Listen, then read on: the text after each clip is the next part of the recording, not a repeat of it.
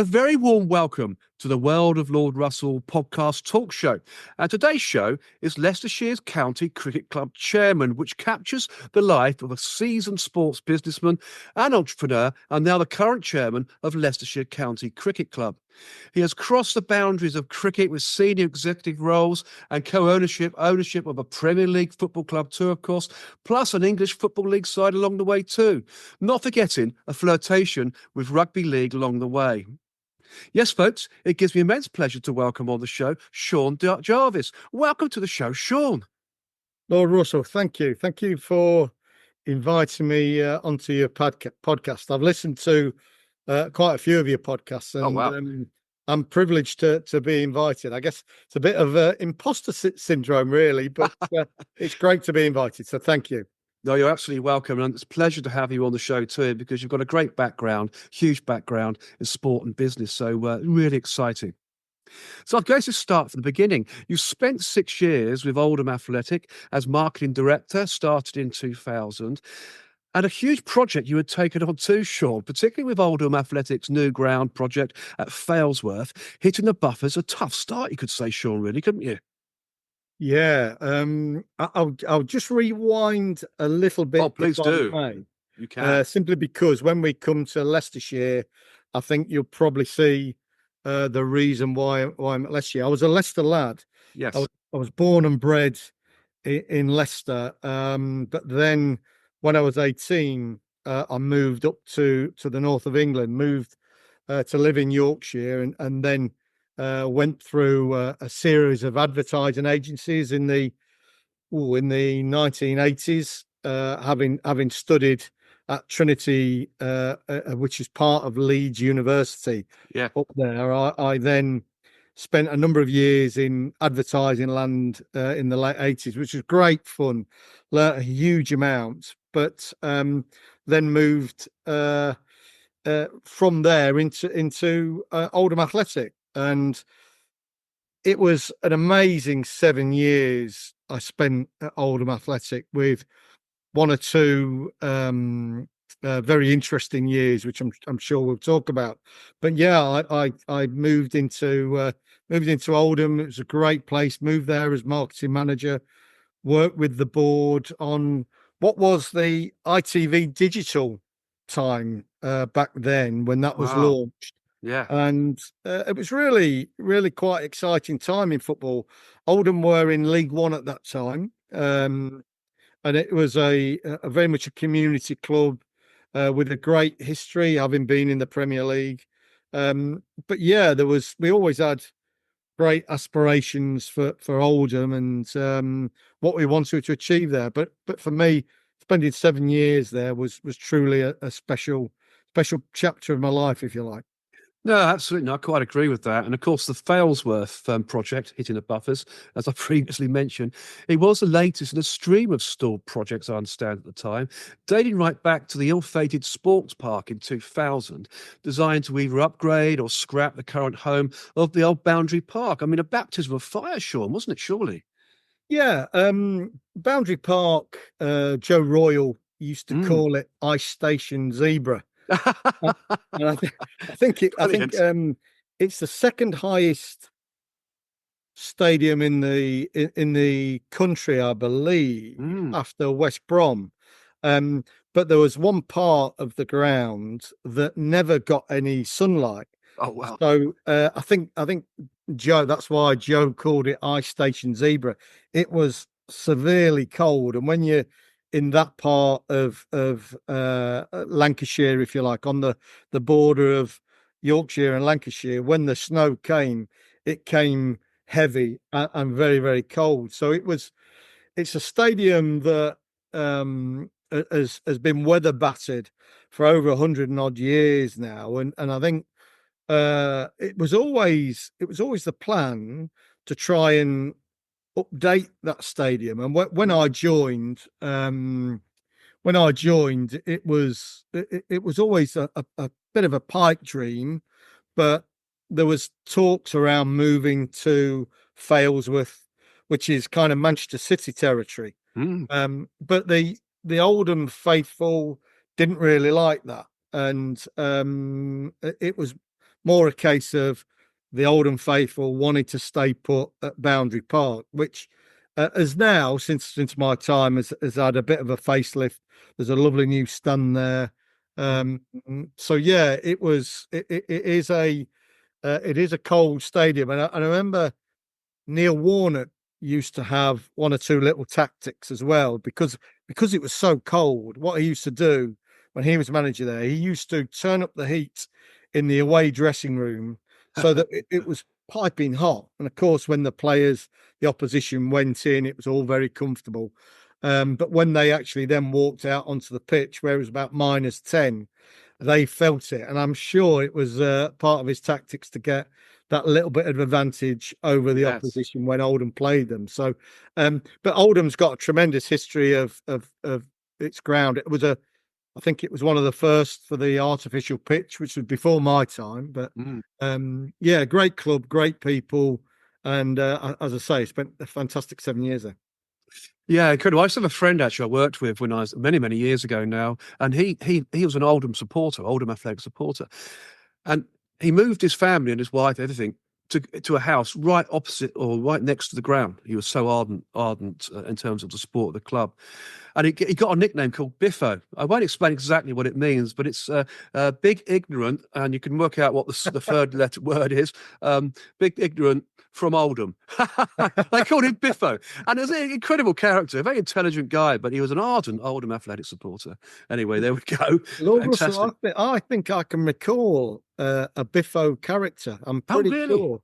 When I was there, I got to know a lot of them, and to this day, a lot of them are still friends. And yeah, I that rings a bell with me. I'm sure he'd be a chatty ender, I would imagine. It probably is one and the same character. It probably is. Incredible. Small world, isn't it? Fabulous. Yeah, it is indeed. But you hoped that the board of directors, of course, at Oldham would keep on searching for a solution. But Boundary Park is still the home of Oldham Athletic Football Club, as you've just said. And of course, playing their football now in the National League. So, is there a fight back, do you think, for them at some point? Yeah. I believe, and I know Joe Royal is now back at the club along with his son, Lee Royal, and for me, I think they make a formidable pair. Actually, the knowledge that they've got with Joe, and I know Frank, the chairman, very passionate about the club from Manchester Cabins. I think it's only a question of time before that club starts to get back into the Football League and maybe even climb up the divisions. I keep an eye on them, of course, for a very short period of time. I actually own the football club, and I hold them very close to my heart and kind of watch what they're up to. And I think they're on the way back.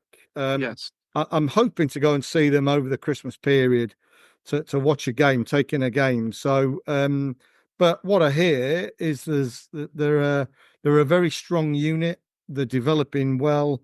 So I think it won't be too long before they're back in the EFL and competing at the top level again. I mean, they were one of the founders of the Premier League. They were indeed. You're right. Yes, they did have that season or so in the Premier League going back. But they always, to me, were always as the old second division side, now Championship. They spent many years in the second division, didn't they, Oldham Athletic? Yeah, and had some tremendous players, including Andy Ritchie, Earl Barrett, Frankie Bunn, Roger Palmer. Some Mick Milligan, Dennis Irwin, of course. So some real caliber of players under Joe Royal, and it's sad to see their demise, but as I say, I do think they're on the way back. Yeah, that's good to hear. And of course, let's not forget, they had that wonderful FA Cup run, didn't they, going back? I think they got to the semi-finals, didn't they? I'm sure it was the semi-finals. Yeah. Going back. Yeah, people say that had they won that game against Manchester United, yes, Alex Ferguson would have got the sack. Oh, but it was Mark Robbins that scored the goal that meant that they went on, and then I think the rest is history with Alex Ferguson, isn't it? It certainly is, yeah. I think Alex Ferguson came close a couple of times. I think he had to win the League Cup, didn't he? That ill-fated season, That's right. which he did, and that That's right. saved him as well. And as you say, the rest is history. Crikey. Yeah. What a fantastic manager he was. Yeah. Incredible. I mean, you did state at the time, Sean, and I'll quote, "I feel for the staff and supporters at Oldham who are suffering possibly from a lack of vision on the part of those who could make it happen. The greater good of the community is something that should be thought about when it comes to processes like this." Oh, quite right too. After all, Sean, a football club is always the heartbeat of the community, isn't it? It's like the church or the local shop. Yeah, without question, no matter how big your football club or rugby club or American football club is, Mm, I use Manchester United as an example. No matter how big it is, it remains inside that community, does. and must never ever forget the importance of its community and what it can deliver for its community. Mm, And for me, I think that is a huge part of every club's DNA, whether it be Philadelphia Eagles, whether it be Manchester United, Huddersfield Town, mm. Leicestershire County Cricket Club, whoever it is, their DNA is made up of that community. So and that runs through. And the only way you resonate with your community is if you understand that and understand what your community is about. Of course, we've all got aspirations to win the FA Cup, win the Premier League, win the county championship, whatever it may be. But never ever forget your roots or where you're from. Quite right. And I do think a lot of clubs do that nowadays. They almost think they are global brands, which some are, and that's nothing wrong with that. But never ever forget your roots. And my dear old mum, she used to say that. So you Yeah. know, wherever you go, Leicester will always be your home. Yeah, I quite agree with that too. It will. Wherever you're born, it's your hometown, isn't it? And you should never forget your roots. Quite rightly so too. And I think you're right. A lot of clubs, particularly in the Premier League, have kind of failed their supporter base in some way, haven't they? Becoming that global product. It's lost that. And I can name some clubs in particular. I mean, Chelsea, for example. It's everyone wears half and half scarves there now. Where's the fan base? It's gone. That natural support. And that's happened to a lot of Premiership sides, isn't it, to be honest? I think so, yeah. And I think, where clubs have come from, that they've started in their community. And Mm, invariably, if you look at the history of all the clubs, they kind of that will be in their DNA. And I always remember when we worked at Huddersfield Town, that was a northern town, very hard working, mm. and that was always part of the DNA and the culture that we tried to create inside that club. And I think if you capture that culture and that culture resonates with the fan base, then Mm. the power of that is huge. It then starts to emanate itself on the pitch. And I think every club, every sports club will have its own DNA and its own culture, and we've got one here. And I actually think here at Leicestershire it was lost for a while, and Mm. we've actually unearthed it, rediscovered what the culture is, and started to bring that back. And I think if clubs do that, then they really start to empower the fan base to get behind the club as well. No matter how big you are, how big or how small you are, understanding your culture, your fan base, your community, I think is absolutely paramount. I agree with you completely, Sean. It's absolutely the right way to think. It truly is. I mean, you also owned, as you said earlier on, Oldham Athletic Football Club. So how did this come about? I mean, you didn't just suddenly own it, did you? You were working there, and all of a sudden you became the owner of the club, the CEO, the chairman. I mean, how did that come about? It's an interesting Yeah, story. Lord Russell, it was a very bizarre couple of years. Yeah. I'd worked at Oldham Athletic and worked under the board, trying to develop the club, um, and that was great fun. But then the board at the time decided to sell the club. So they actually put an advert in the Financial Times, Oh, really? Oldham Athletic for sale. Wow. And a number of people came forward, and one individual, wealthy individual from Stockport, actually, he was on the lookout to try and buy a club. I think he tried to buy Stockport County, but had failed at that time. And anyway, Oldham Athletic came forward, and he came forward and agreed a deal with the board at the time. So he took over. He was a gentleman called Chris Moore, who had a business called Torex. I think it was Torex Retail, which was a software business. A wealthy individual, and he bought the club, and then sort of changed the board. The old board, if you like, they moved away. They were made up of old people that had been supporters of Oldham Athletic for a very long time, and it was almost their chance to then get out, if you like. But Chris came in, and then created a board of people that he knew, and he'd got, business associates involved on the board, this, that, and the other.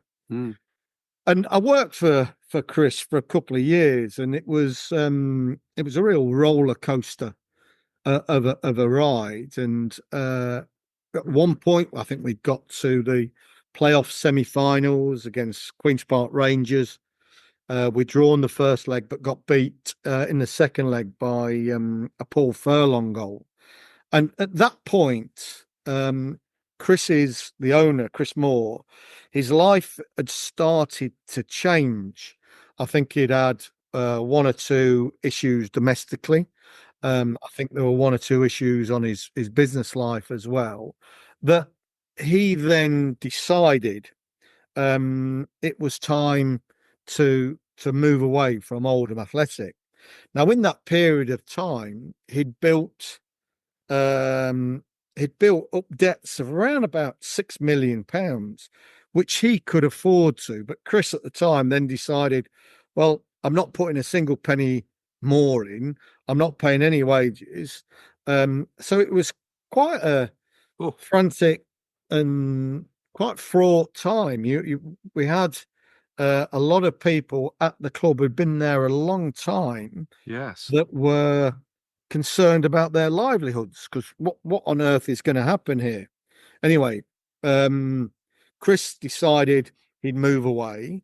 The players started to exercise their rights, because if you've not been paid for a fortnight at the time, you could exercise your right to leave the club.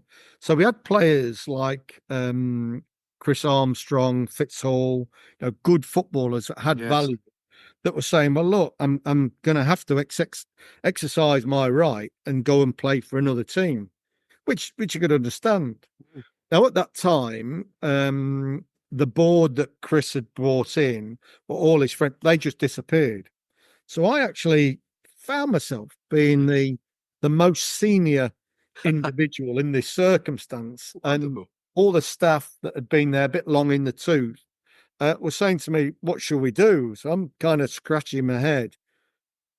And for a whole summer, I spent every day and night trying to find a buyer of Oldham Athletic. Now, Oldham Athletic didn't own the ground. It was literally just a piece of paper. And I had the sublime to the ridiculous of people that came forward. One in particular from a Norwegian individual, which, if you want, we can come on and chat to. But we had hoaxes. We had people that were interested in the land, but not necessarily the club. So I found myself in a real difficult position whereby the clock was ticking, the season was getting closer. I had the EFL sort of saying to me, right, well, you need £500,000 in the bank to have the golden share of, otherwise Oldham Athletic will go bust. and a bit like what's happened to Bury, it will disappear. Yes. So as I say, I looked high and low for any person that could buy Oldham Athletic, and we managed to get a consortium of people together that we could raise money. We did a fundraising event with the trust of Oldham Athletic at the time, and managed to somehow get together roughly £750,000 ring fenced to keep that club alive. But it needed a buyer. So lo and behold, me and the accountants at the time, a gentleman called Neil Joy, decided, well, we've got to buy the club, and we bought it for £1. And the EFL were happy with that, because then we could play the games for the season. And we always said, well, look, we've got £500,000 in the bank. We can live on playing a very basic team to try and get some results, and just see how we go. And in the while the season's up and running, try and find some investors, or try and find somebody who would come and buy the club. And I always remember, I mean, it was very high profile at the time. I found myself on Sky Sports almost weekly, BBC Radio Manchester, 5 Live were wanting to know what was happening with the club. And we put it through what's called a CVA to diminish the debts. So we got the debts down from 6 million to, I think, 1.5 million, so we could service that debt and play the games. And we played Brighton, Brighton in the first game of the season, and Brighton under Steve Coppell beat us 3-1. But I always remember Steve Coppell came up to me, and he'd obviously seen and done his homework, and he said, "Sean, keep doing what you're doing." And I adored Steve Coppell as a player back in the day, so that was a real boost for me, that somebody of his caliber had actually said, "Keep doing what you're doing." And we did. John Sheridan was manager. We went to Sheffield Wednesday, and we got a point. I think it was about the third or fourth game. Got a point, 2-2, and I thought, great, we're up and running. At least we're fighting. And in that time, in that sort of first 10 fixtures of the season, I was still on the lookout to try and get somebody who could maybe take over the club, because I wasn't a wealthy, and to this day, I'm still not a wealthy individual. But we've managed to find 3 American-based business people that were interested in buying Oldham Athletic. They were actually born and bred in London, but they'd moved to America, New York, made their money in New York, and actually wanted to buy a football club in the UK. They tried to buy Hull City, failed on that, and then Oldham became aware of Oldham. So I had a number of conversations with them, and eventually they decided to buy the club. And for me, I'd done my bit to keep the club alive, keep it in the Football League, try and get the fan base behind it. And that's probably as far as I could have taken it at that time. So these 3 English lads who were based in New York then came and took it on, and and they I think they were there for maybe about 15 years, 16 years looking after the club, and then they've decided to sell it on from there. But I'd moved at that point. I'd spent a couple of years working with them, and that was great. Yeah. I learned an awful lot. But then I moved to Huddersfield Town and Huddersfield Giants at the time. Absolutely. You hold your head up high for what you just stated there as well for Oldham Athletic. You really can, Sean. I mean, you also stated at the time, Boundary Park celebrated its centenary when I was at the club back in 2006. and it felt like it was creaking at the time. I still have a soft spot for Oldham, and the only thing I would say to those in charge at the club is not to give up and to keep on going. And they have, albeit in the fifth tier, obviously, of the English Football League, as mentioned earlier, in the National League, applying their trade in the National League. I mean, do you still keep in touch with the club, Sean? I think you probably do. You're going back there at Christmas, as you said earlier on, to see a match. But yeah, keep in touch. Why not? Yeah, You've got a rich tapestry of absolutely. life there. Yeah, no, absolutely. Lee Royal is a friend of mine, and we exchange a couple of text messages every now and again. Wonderful. And I think him and his team are doing an excellent job. And the three lads that owned it prior to Lee built a new stand at Boundary Park, which could grace many a division Yes. around the world. It really is quite impressive. And what I've seen is that the gates and attendances have all held up. So yeah, do you know, I when I eventually, Lord Russell, hang up my boots, Mm. I will visit Boundary Park a couple of times, and I think it still needs to develop a bit more. And I hope that investment in the future is forthcoming. I know they've invested in the pitch. I think the past couple of years they've got a Yes. new Deso master pitch, which is excellent. It means the standard is far better. So I think the future for them is certainly brighter than what it was when I was there. So I think, as I say, I think they're on the right path, and I think under the stewardship Yeah. of both Lee and his father, Mr. Royal Joe there, I think they're on for good things eventually. That's fantastic to hear. So you could actually put yourself in the, the closet of saying, I saved the club. If it wasn't for me, Sean Jarvis, the club probably wouldn't have survived. It doesn't sound like it would have done. So you can really hold your head up high there, Sean. You really can. But move Yeah. on, you did, making your move across the Pennines in 2006 to what was then arch rivals Huddersfield Town. You initially joined Huddersfield Town in August 2006 to become Director of Business Development of both Huddersfield Town Football Club and the Huddersfield Giants rugby league side too. So you're throwing in a little bit of rugby now. It's fantastic. I mean, how exciting. I mean, before joining the board of directors in June 2009. I mean, what a story this is, Sean. Huddersfield Town Football Club and Huddersfield Giants rugby league side. Tremendous. Yeah, it was it proved to be a truly amazing move for me. And I I'd spent, as I say, a couple of years working with three American lads at Oldham Athletic, which was great, and I learnt a lot. But I'd probably gone as far as I could with Oldham Athletic. And at the time, there was an opportunity to go and work at Huddersfield Town and Huddersfield Giants.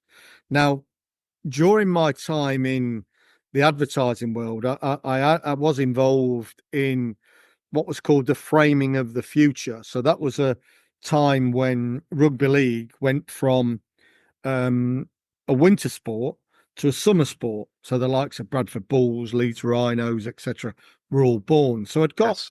considerable amount of knowledge around rugby league. So moving to Huddersfield, which is only 10, 15 minutes away from where I lived in a place called Brighouse, it was a perfect role for me.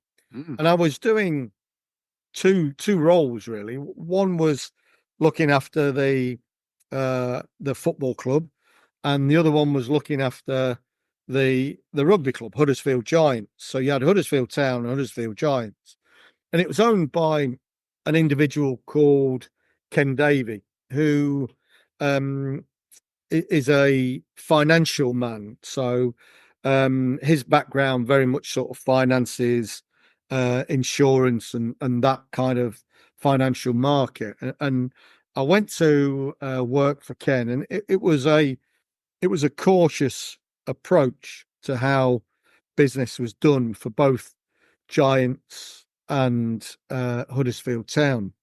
And I was working 24/7, 7 days a week, because when the football season finished, the rugby league season started. So I was literally working every single day, Yeah. and it was taking its toll. But I loved it. Rugby league is an amazing sport. I think when you've got two very similar teams going at each other, there are very few sports that can actually match it as a spectacle.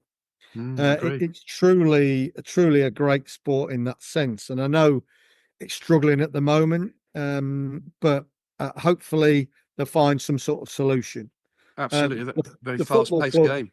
yeah, amazing game. I mean, truly, when you get those two teams, that are very similar, it can be a great spectacle. It's like the grand finals can be great events as well. Um, so so I kind of worked in rugby league and football under Ken Davey, and then Ken decided he wanted to sell the football club. Um, he probably felt he could take it as far as he could, and that it was time for a bit of change. And he uh, found a gentleman called Dean Hoyle. And Dean Hoyle is a successful businessman, very much more entrepreneurial in the sense he came from a retail background. So when you had Ken Davey from a entrepreneurial financial approach, you had Dean Hoyle from an entrepreneurial retail approach. So it's two very different characters. Definitely, yes. But Dean came in as chair of the football club, and I worked a little time across both clubs. And then Dean said to me one day, I want you working for Huddersfield Town, not Huddersfield Giants. So I had to make the decision to go and work with Dean, of which I did. Football was probably my first love in terms of sport. So I spent then 15 years working with Dean Hoyle at Huddersfield Town, which was an amazing journey. Incredible journey. And in your role as commercial director, you were primarily involved in developing new income and sponsorship activities. And of course, you understand the importance of relationship management, which is a great attribute to have, which is instrumental in improving communication and engagement between the club and its supporter base. Amazing. You were the driving force behind the formation of the Huddersfield Town Supporters Association. Amazing relationship management skills indeed, Sean. I mean, you really did put yourself into that club, didn't you? Yeah, I gave it my all, really. Yes. Under Dean's guidance. I mean, he's a Huddersfield lad, and he supported the club since a boy. So he was incredibly passionate, and it was infectious working with Dean. And my MO has always been one of, if you work in a job, you throw yourself into it and you give it your all. I always remember um, when I left school and I worked in Leicester. I worked for the civil service for a year before I went to university, Mm, and my old boss used to leave little notes on my yeah. desk that were um, around, motivational quotes. And one, he always said to me, I think I must have asked for a pay rise or something, but he actually said, "Hard efforts have it had its own rewards." And to this day, it's resonated with me, and that's always been my case. You put hard effort in, and the harder you try, as Gary Player said, the luckier you get. And that was very much my way of working at Huddersfield Town. And I lived in the area. I understood the area, and going back to that culture, that DNA of a club. Yeah. I understood those people, and I married a Yorkshire lass, and I kind of became very aware of their mentality around their football club, and for me, understanding that was huge. And uh, a commercial director can sell properties all day long, but I believe in, if you were to sell to a business, I actually believe you're better off listening. If you listen to what it is they want to achieve, what is their objective, Yes. and what they really want for their business, then you can create something that helps that business rather than sort of go, well, I'll sell you a perimeter board or sell you a player sponsorship. And I give you an example. I joined after Oldham Athletic. I joined Huddersfield Town, and a friend of mine was the owner of a local pharmaceutical business, and we played football together. And his business was a national business, and I kept going to him for a couple of years. I kept going to him and saying, "Look, can I persuade you to come and sponsor Huddersfield Town? Come and be involved." Mm. And he'd always say to me, "Sean, I'm a national business. Huddersfield Town sit in League One. It's a very local business. I'm not really sort of seeing the major benefits for me." So anyway, I must have ground him down to a point where he actually said, "Look, I'll come and see you." And he came into the meeting room with me, and he got out his checkbook. He said, "Right, tell me how much a perimeter board is, and I'll write you a check here and now." And I said to him, I said, "Put that away. Let me understand your business, and Mm. I'll come up with a solution."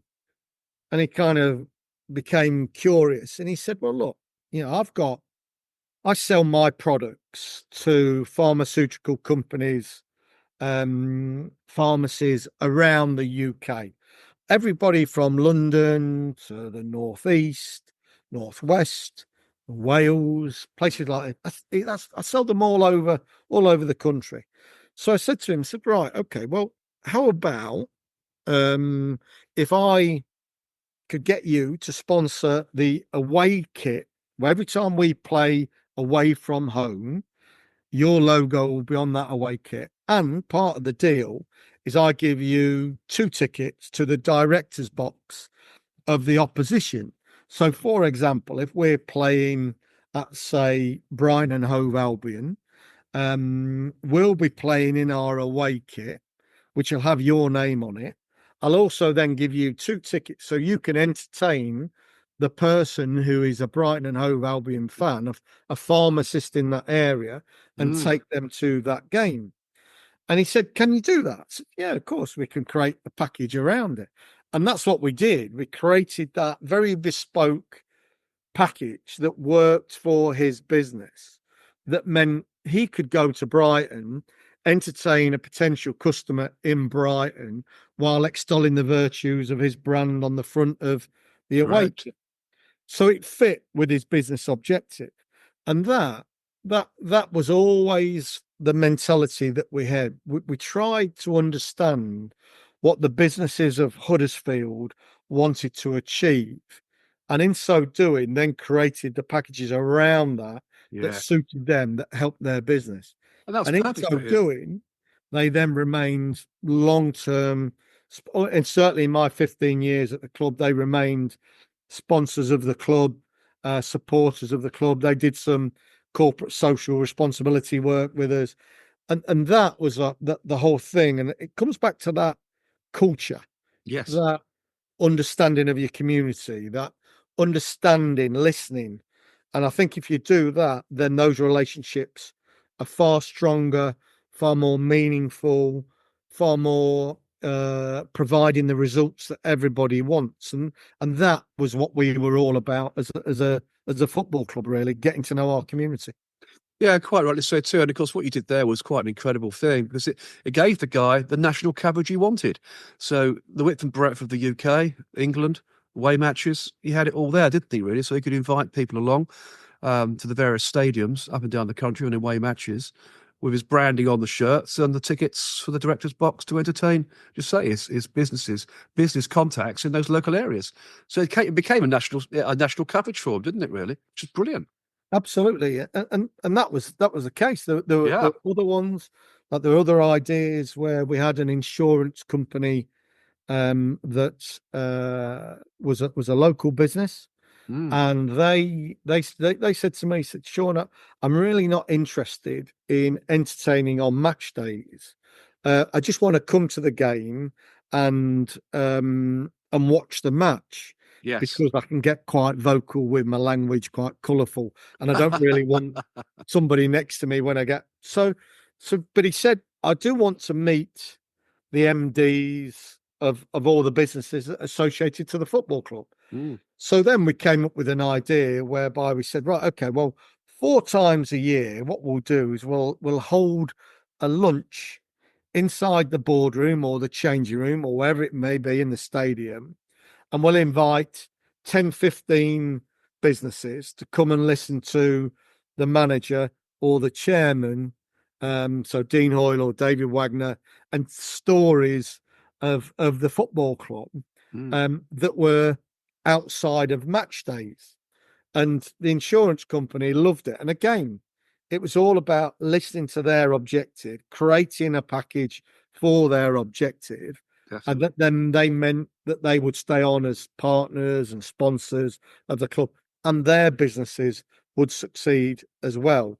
And that was a key thing. Whilst we were successful, we wanted the community and the people of Huddersfield, the businesses of Huddersfield, to be successful as well.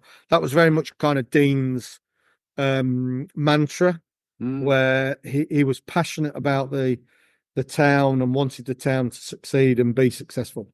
Oh, it's a fantastic story, and hugely successful piece of technique on your behalf to understand the client, potential investors. Absolutely perfect. You also became a trustee of the Huddersfield Town Foundation. So more than most, you understood or understand the importance of inclusion, education, and of course, opportunity through sport and activity. You became a perfect ambassador for Rocket, ROKT, Charity Foundation. I mean, that's something as well, isn't it? It's always good to have a bit of charity thrown in too, Sean. Yeah. One thing I learned from Dean Hoyle was about giving back. And that's one of the reasons why I'm kind of back here in Leicestershire, and I'm sure we'll come back to that. But Dean Hoyle had a philanthropic outlook in life. Brilliant. And the foundation, the charity, the football club's charity at the time was really one that kind of delivered programs to schools in terms of learning to play football, which is nothing wrong with that, but it was quite narrowcast in its approach. And Dean actually sort of said to me, we can do so much more with the foundation, and we can try and raise money for local charities. We can try and help our community. And I'll give you a couple of examples of what we did. So the first one was we wanted to help Yorkshire Air Ambulance, which didn't get any government funding. It really relied on donations to serve helicopters around our community. So we sort of said, okay, well, why don't we undertake a fundraiser to try and raise money, hard cash, for this charity, this Yorkshire charity that serves our community.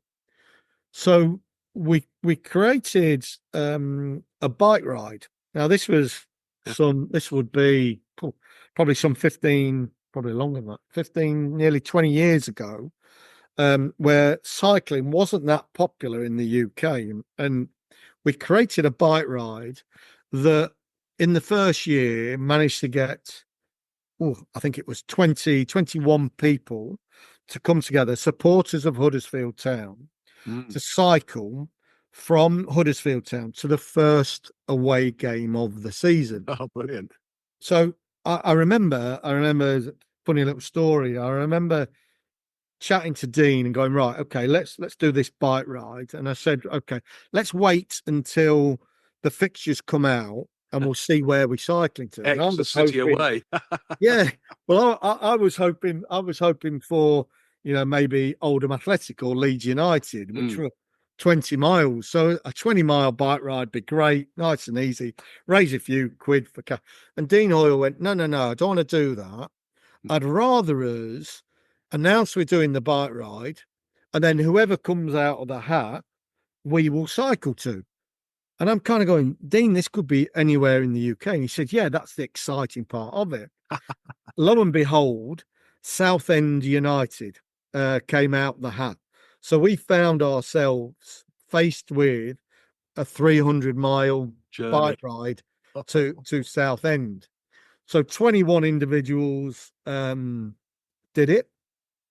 We raised £50,000 on that bike ride that went to the Yorkshire Air Ambulance. Wonderful. But that was just the beginning. We enjoyed it so much, and it was a real challenge. We decided that we would then cycle again the following year, and I think we cycled to Brighton the following year. It was the last away fixture of the season, and we did this year on year. Now, the first year we had 21 people. The second year, we managed to get 169 cyclists. Wow. From Huddersfield Town to cycle from Huddersfield all the way to Brighton. So the roads around Peterborough and all that were chaos at the time, but it was amazing. And we raised, I think we raised about £200,000 that year. The third year, we managed to get together 250 cyclists that cycled back from Yeovil back to Huddersfield. So we did all these bike rides, and we did them over a period of 10, 12 years, I think it was. Yes. And managed to raise £2.5 million for the Yorkshire Air Ambulance, the Huddersfield Town Foundation, and one or two. So it was a fantastic initiative that engaged with businesses, yes, that engaged with the fan base, engaged with the community, and really brought in the passion and the whole DNA of Huddersfield Town, which was truly amazing. I said I'd give you another story, which was the foundation. So the foundation delivered football programs, but Dean sort of said to me once, said, I'd like to create a breakfast club that we can support a local school. So through the relationships that we'd built up around the Huddersfield area, and one of them was a company called Total Food Services that could get the food for us, a food distributor that got the food for us. And we started a breakfast club within a school that actually fed underprivileged kids, pretty much a whole class of kids. Anyway, we then decided that we'd try and raise money for that. We try and get businesses to sponsor it. And to this day, I do believe that the breakfast clubs continue and that they are feeding thousands and thousands of children who can't afford meals or breakfast.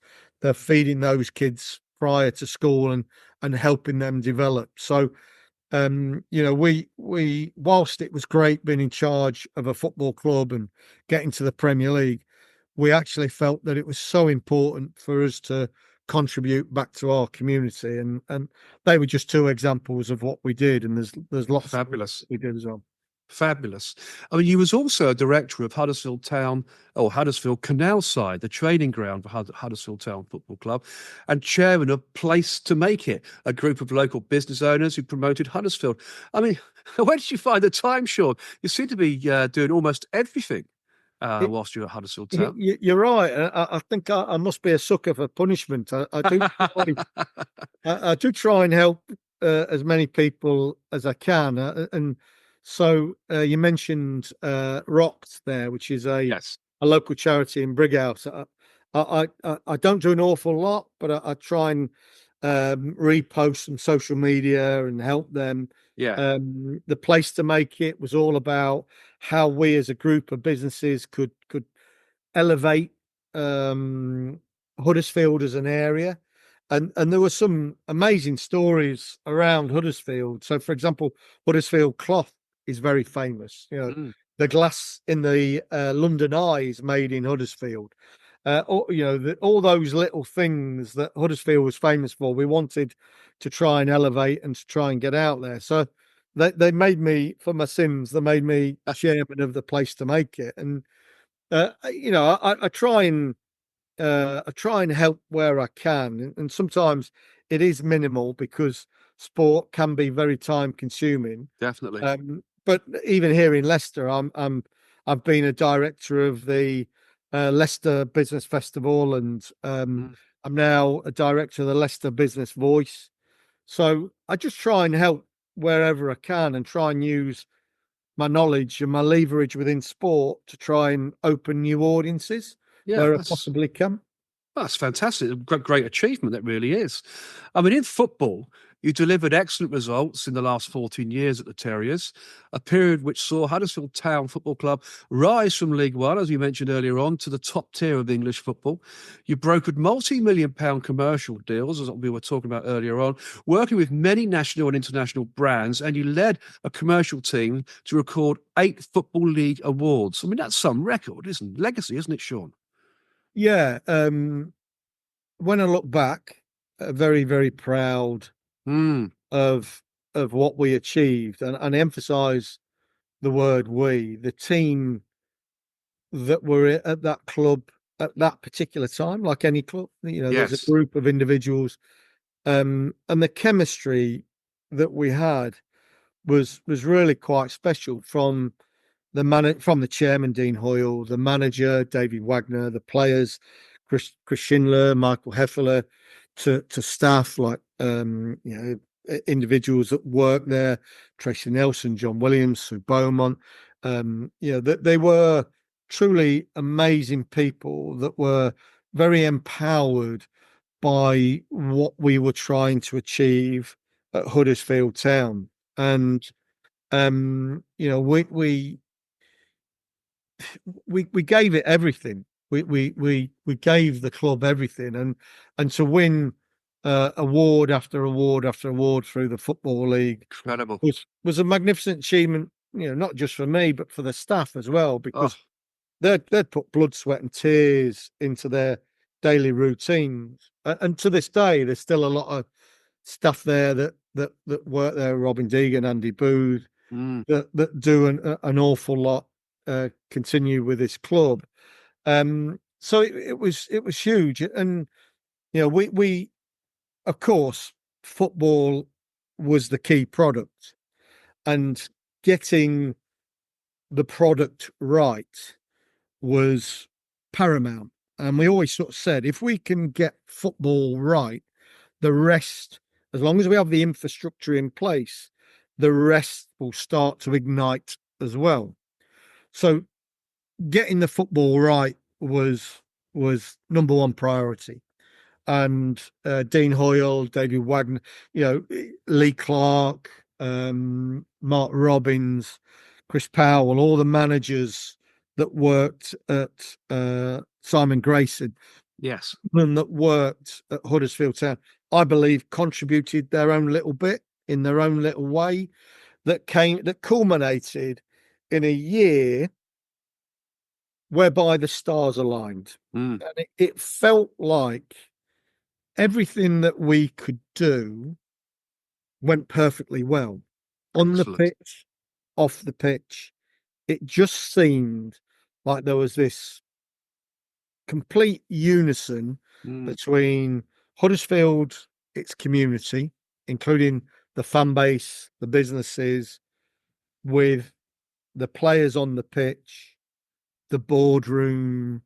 It just felt like we'd got the magic right. Now, you never know, because sport has a horrendous habit of biting you on the backside and bringing you back down to earth. But that particular year, the chemistry was amazing, and I don't believe it's just luck.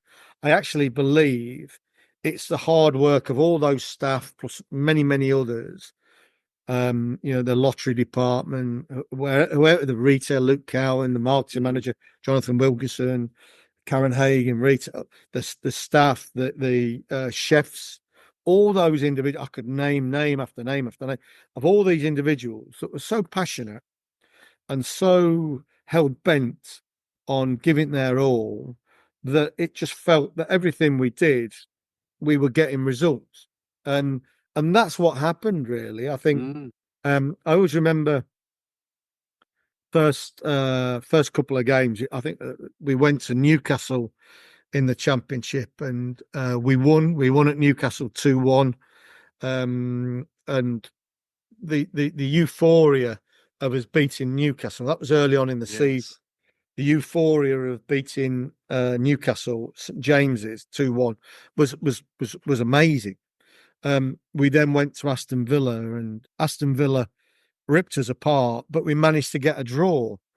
And for me, that was the moment that I felt something was happening. We then played Wolves at home and beat Wolves. I think it was 2-1. And I remember saying to Dean, we've got a playoff side here. And so it became part of it. We got to the playoffs. And it was just, as I say, it was just magical on all the things that we did and the chemistry that we created, not just inside the club, but outside the club was extra. I think David Wagner used the phrase extraordinary. And that's what it was, really. Fantastic memories and fantastic moments, obviously. Then, of course, in June 2020, you took up your current role as Chief Executive Officer of Leicestershire County Cricket Club, where you are responsible for delivering the strategic plan for the club. I mean, another exciting but difficult times ahead here, Sean, isn't it? What another switch from football to cricket, and you're at it again. Incredible. Yeah. My time at Huddersfield, I spent 15 years there, and it was truly magnificent, truly magnificent. The last 2 years were hard because we've been relegated. Dean Hoyle, change of ownership, and I'd probably become tired. I'd probably done as much as I could, so I kind of wanted to spend a bit of time with my family, and I thought, well, now's the time to step away and let the new generation at Huddersfield Town sort of take over. So I handed in my notice, I think, 4 times before eventually it got accepted. And in that time, I'd been approached by Leicestershire County Cricket Club, of which I was a non-exec director anyway. In my final year at Huddersfield Town, I'd become a non-exec director. But they said to me they wanted me to apply to become chief exec. And I remember driving back up the M1 to my family in Yorkshire, and it didn't take me 30 seconds to decide that I should apply for that role. Indeed, yes. The reason being, as I mentioned at the very beginning, I was a Leicester lad. I grew up on Leicester Market. I went to school in Leicester. The very first sports ground I ever came to was here at Grace Road.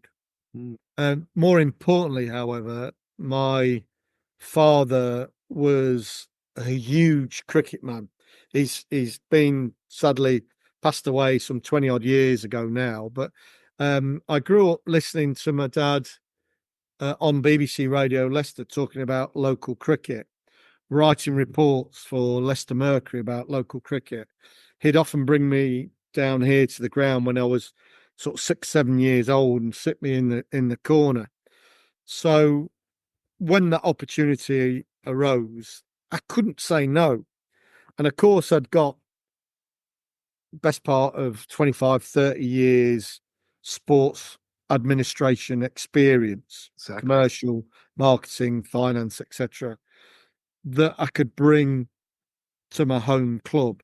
So it felt like a perfect fit and probably is my swan song in sport. Really, I've been here 4 years now. You mentioned there, Lord Russell, 2020 is when I joined. Yes. I joined 2 days before COVID, so my first task was to send everybody home. Oh God. Well, that was a bit bizarre, but Wow.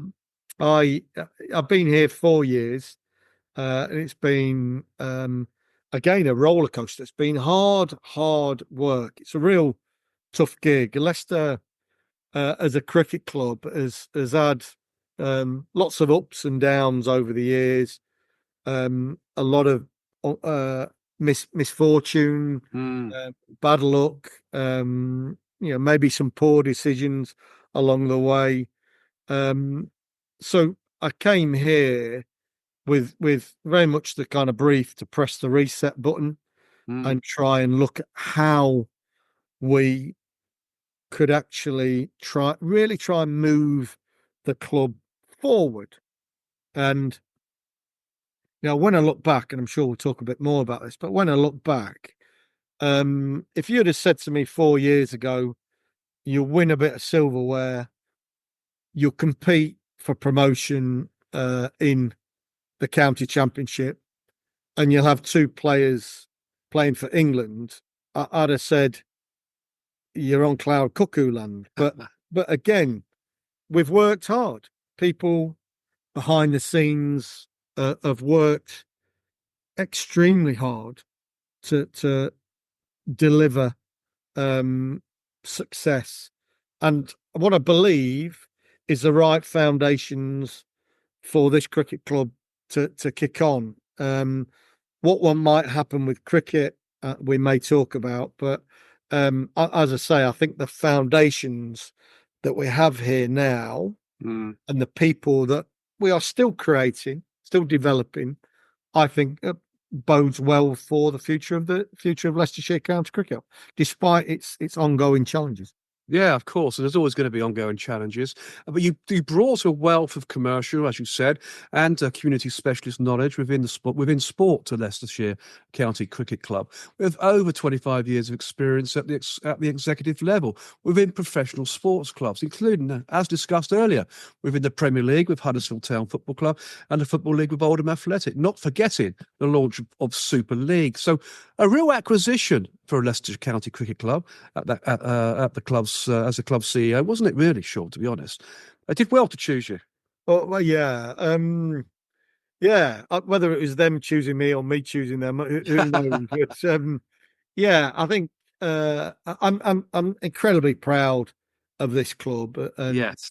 again, there's much to do. Don't get me wrong. There's a Mm. huge amount of work for us to continue to do, to continue to develop this cricket club.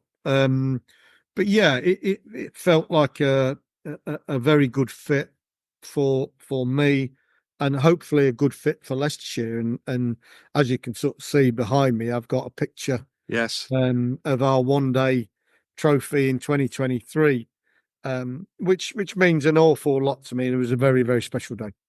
Ah, absolutely. We'll talk about that bit in a second. But you did state, and I quote, "The county is in my DNA." And he mentioned that earlier too, I think. And I'm honoured to be the Chief Executive Officer at Leicestershire County Cricket Club. I look forward to working with the new board and all the staff on developing a new and exciting chapter for our cricket club. So, how is the journey with the Foxes shaping up, Sean, in those last 4 years? You've mentioned a trophy just now. There's been some success, but still some ongoing challenges, as you said. Yeah, definitely. I think I've learnt, and I learnt this probably at Huddersfield Town as well, that Mm, success is not linear. It is one that can rapidly go up and yeah. rapidly go down. And for me here at Leicestershire, it feels like we're heading in the right direction. It's good to hear. Our first task was to develop the cricket side of the club for years. And if you were to analyze the performances over the Mm, past I guess, 15 years, you'd see that the club was ranked pretty much bottom of nearly every competition that cricket had, and it was often regarded as the whipping boys of cricket, little old Leicestershire. So we wanted to change that narrative, and over the past 4 years, we've done that. We've If you looked at our team prior to COVID, you'd argue that maybe one or two players were sought after properties. Now I could put my hand on heart and actually say that the whole squad would probably get another. If once their contract expires, another county would probably want them. So we've created a team, we've created a culture within the changing room that is one about not just competing, but actually about winning now. And, we've worked hard over the past 4 years, and individuals have contributed along the way, including, Dan Weston, who was a big sports analyst that kind of used to do a lot of stats and facts and figures behind for us. Ali Maiden, who part of the academy, Paul Nixon, players that have played for us. All those, they've all contributed to get us to this point. Even though they're not necessarily part of the recent journey, they've all contributed. Of course, I think now we've got the likes of Claude Henderson, who's director of cricket, John Thorpe, our chairman of the club. At the beginning, I'll just correct you right at the beginning, Lord Russell. You call me chairman. I'm chief exec, not chief chairman. exec. Yeah, but that's all right. The chairman's okay with that. Yeah. So the chairman in John Thorpe is a great guy, and the triumph of those three individuals, of myself, John Thorpe, Claude Henson, work extremely well together. And then I think from that point, along with the board, it then starts to filter through the whole business. And that's what we're trying to create. And I think where we've started is getting it right on the pitch. And if you look at where we are now, and I've done my own little bit of analysis, I think we were, as I say, ranked about 18th out of 18. I think we're now ranked about 13 out of 18, with the performances that we've put in. So we've certainly shifted the dial a little bit, but the desire is to continue that and to get into the top 10 and then really compete at the highest level. Now, I'm a big fan of other clubs that have done extremely well, the likes of Somerset, fabulous, and I think that's where we want to get to. We want to get to that level. And I think winning the silverware in 2023 demonstrates we can do it.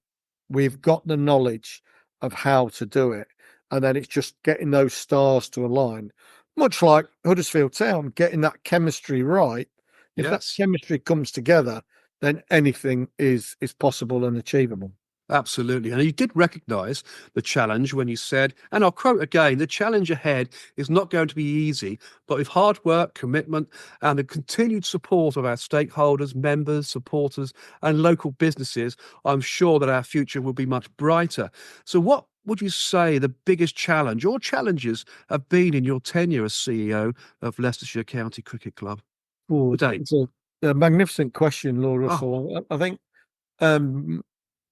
it's turning the oil tank around. Yes. It's been harder than I anticipated. But we're now over this 4-year period.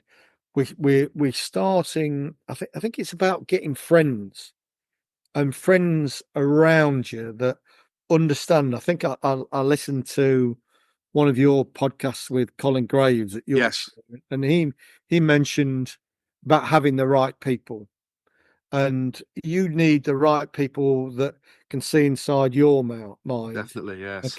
And can see inside the chairman's mind and the the director of cricket's mind. If you can, the three people at the top, if you can get people underneath that get that vision and want to deliver that vision, then that's when the magic happens. And quoting Colin Graves there, he talks about it's all about getting the right people around you.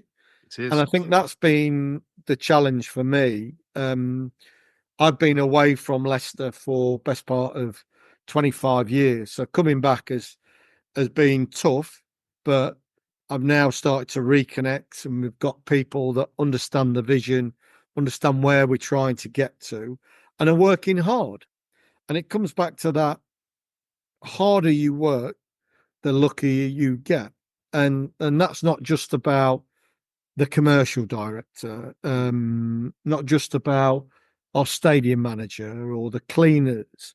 It's about our captain, our players, our chairman. If we all work hard, then the magic truly can happen. I agree. I mean, it has been stated that with a record equaling 3 T20 trophies, which Leicestershire have had, a one-day cup triumph just last year, as you previously mentioned, Sean, and a fierce pursuit of promotion in the county championship, the Foxes are on an unstoppable journey. But the Vitality County Championship Division 2 table shows that Leicestershire have struggled this season with 1 win from 14 matches, 10 draws and 3 defeats, and sitting in 5th place, well off the promotion places. So what went wrong this season, Sean? And I'm sure the weather didn't help either. Those 10 draws were probably weather created, weren't they? Yeah, do I think this season has been one of regression? No, because I think we've emerged with yet another England player in the likes of Josh Hall. Yeah, So brilliant. I think the season has shown promise and progression, but the results have not quite been there. But I think we got beat by the weather at Derbyshire. I Yes. think had Louis Kimber just managed to see out the amazing innings that he did down in Brighton, it might have been a different story. And we found ourselves at a point in the season against Yorkshire whereby we needed to win. We needed to win that game to put ourselves right in the promotion battle. And our pitch was probably a bit of a green top that day. And in my opinion, whoever won that toss on that morning was going to be in the box seat for that fixture. Right. And of course, the toss went up, and who won it? Yorkshire. So we were always up against it from that lunchtime. I think we were 57 for 7 or something like that. So we were struggling, and I think that was the point our season ended, really. But that said, there has been some real highlights from this season. The emergence of Alex Green. What a kid that's come through our academy, 17, 6'6", built like a brick, you know what. And I think he's got a tremendous future. The likes of Josh Hull, who has broken into the England setup. Yes. Rayan Ahmed, another very promising, talented kid. Tom Scriven, another one who's kind of joined us from Hampshire sort of 3 years ago. I think he's turning into an excellent cricketer. I think Rishi Patel, a tremendous, talented, technically very, very good cricketer who is currently playing out in Australia, I think, and just scored 168 today, I think, off Wow. 30 boys, so 230 balls. So players like him. So I think we've got the basis, and as I talked about, the foundations. I think we've now got those foundations in place for Leicestershire to kick on. It's good to hear. We're still learning in the red ball format. Our players can play all formats. And I think that's one of the things that a club like Leicestershire have to do. We've got to get players that can play all formats. We can't afford a huge squad that is white ball specialists. Yes. So it can be a little bit tricky, but I genuinely believe that, and again with Alfonso Thomas, James Taylor now at the helm, Dave Whitmore, Jigger Nate, Dips Patel, Philip De Freitas, Paul Johnson, we've got a real caliber behind them that can actually really develop this club onto greater things. And interestingly, next year is our 50th anniversary of us winning the county championship in 1975. Wow. Under Ray Illingworth, Jack Birkinshaw, Ken Higgs, etc. Yeah. So who knows? Maybe next year it might be history of peace itself, and we can get promoted. Absolutely. So there does seem to be hope for 2025, and that's the news I'm hearing as well. But what else do you think does need to change on top of what you've already described, Sean, to ensure a more successful season next year? Any subtle changes? Yeah, we've got to continue to engage with our community. Yes. We've got to get new faces into this ground. We've got to get more businesses actively involved in Leicestershire County Cricket Club. And I think we're setting plans to do that. We've got an excellent developing foundation at the moment that is doing some great work in the community, and I think we should start seeing the fruits of that labour over the next couple of years. So we've got to engage with the many diverse areas of Leicestershire to really get bums on seats. Absolutely. I think businesses, we've always sort of said that we need as many friends as we possibly can get. And we're in the shadows of Leicester City and Leicester Tigers. So we've got to get more of those local businesses back in Leicestershire cricket, back in us as summer sport. Yes. We are beginning to see a few of those green shoots, so that's encouraging. I think we have got to improve our match day experience. We're pretty good, but I want us to be better. I want us to be gold standard. So we've still got a lot to learn, and I think the team that we have in place, the one thing about them is they are passionate and wanting to learn, and they're wanting to develop, and that's not just inside the changing room, that's also in the commercial office, the stadium management office, and we've got some big plans for the ground, and we're working through those. And I think within 5 to 10 years, this club could be a huge cricket club, not just here in the UK, but globally as well. I do believe that. Well, that'd be good to see, wouldn't it? It really would. Really good to see. It's a fantastic journey you've been on. So what is next in the world of Sean Jarvis? What's beyond Leicestershire County Cricket Club? There's a great question. And if I'm honest, Lord, I don't know the answer. No. I came to Leicestershire knowing that I could help and I could contribute and use the experience that I picked up over the past 25, 30 years in sport and marketing commercial to help the club. And I've always sort of said I want to leave with the right foundations in place, of course, and leave by the back door so the next generation can take it on.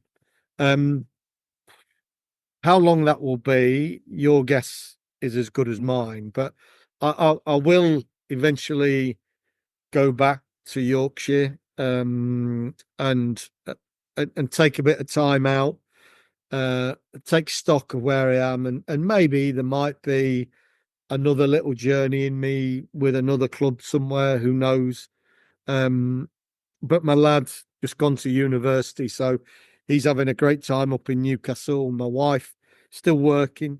Yes. So there's a bit of life left in the old dog just yet. Ah, that's good to hear. But yeah, we'll see. I think for me, my aspirations for next year are for us to progress again. Yeah. And I've told the director of cricket I want a bit more silverware in the cabinet. So that's what we're going to aim for next year. I quite agree too, and I wish you all the best with that and Leicestershire County Cricket Club on the journey in 2025. I'll be certainly keeping my ears to the ground, so let's hope that journey is a successful one as well, Sean. But you know what? I've just looked at the clock. You can't believe this, do you? It's an hour and 20 minutes we've been talking. Wow. I mean, you just don't, the time just flies. It's absolutely incredible. Truly amazing. I mean, there are so many things we could talk about. I could be here till 11, 12 o'clock at night. Sure, we could actually. So some massive stories here. Maybe we'll do another show some point in the future.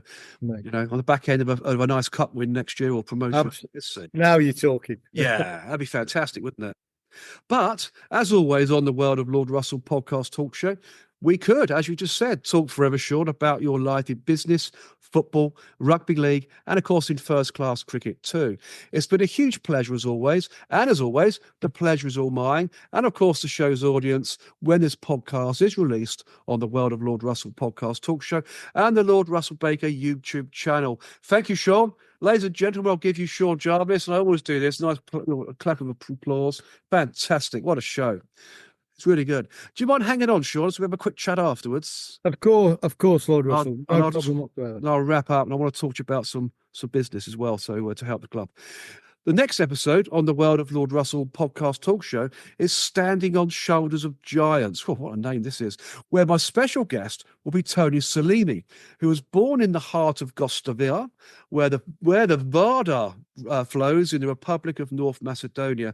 This is where an amazing man's life journey began, a journey from homeless despair to Hollywood's grace. Tony is an award-winning global educator, life strategist, speaker, and published author, a visionary, philanthropist, business coach specialized in human behavior and maximizing human potential, power, and purpose. Crikey, what a job that is. And of course, I'm looking forward to seeing you all on the inside. So until then, it's au revoir from him and au revoir from me.